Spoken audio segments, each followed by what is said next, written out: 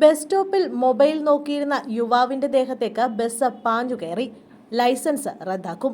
ഇടുക്കി കട്ടപ്പന സ്റ്റാൻഡിൽ യുവാവിന്റെ ദേഹത്തേക്ക് ബസ് പാഞ്ഞു കയറിയ സംഭവത്തിൽ ഡ്രൈവറുടെ ലൈസൻസ് സസ്പെൻഡ് ചെയ്യുന്നതിനുള്ള നടപടികൾ മോട്ടോർ വാഹന വകുപ്പ് ആരംഭിച്ചു. കുമളി സ്വദേശി വിഷ്ണു പതിരാജ് അപകടത്തിൽ നിന്നും അത്ഭുതകരമായി രക്ഷപ്പെട്ടിരുന്നു. കഴിഞ്ഞ ദിവസമാണ് അപകടം സംഭവിച്ചത്. വാഴവനയിലെ സ്വകാര്യ സ്ഥാപനത്തിലെ വിദ്യാർത്ഥിയായ വിഷ്ണു കട്ടപ്പനയിൽ നിന്നും തിരികെ പോകാനായി ബസ് കാത്തിരിക്കുകയായിരുന്നു.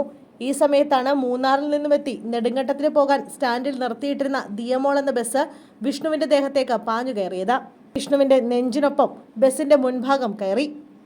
ഇരിപ്പിടം ഉൾപ്പെടെ വിഷ്ണു പിറകിലേക്ക് ചാഞ്ഞതിനാലാണ് അപകടം ഒഴിവായത്. കാലിന് നിസ്സാര പരിക്കേറ്റ വിഷ്ണുവിനെ പ്രാഥമിക ചികിത്സ നൽകിയ ശേഷം വിട്ടയച്ചിരുന്നു. അപകടത്തിന്റെ ഞെട്ടിക്കുന്ന CCTV ദൃശ്യങ്ങൾ പിന്നാലെ പുറത്തു വന്നു. ഇരിപ്പിടത്തിന് മുന്നിലുള്ള പടികളുടെ ഉയരക്കുറവും ബസ് എളുപ്പത്തിൽ വരാന്തയിലേക്ക് കയറാൻ കാരണമായിട്ടുണ്ട്. സംഭവം വാർത്തയായതോടെ മോട്ടോർ വാഹന വകുപ്പ് അന്വേഷണം ആരംഭിക്കുകയായിരുന്നു. ബൈസൺ വാലി സ്വദേശി സിറിൽ വർഗീസാണ് ബസിന്റെ ഡ്രൈവറെന്ന് കണ്ടെത്തുകയും ചെയ്തു. ഡ്രൈവർ അശ്രദ്ധമായി വാഹനം ഓടിച്ചതാണ് അപകടത്തിന് കാരണമെന്നാണ് പ്രാഥമിക നിഗമനം.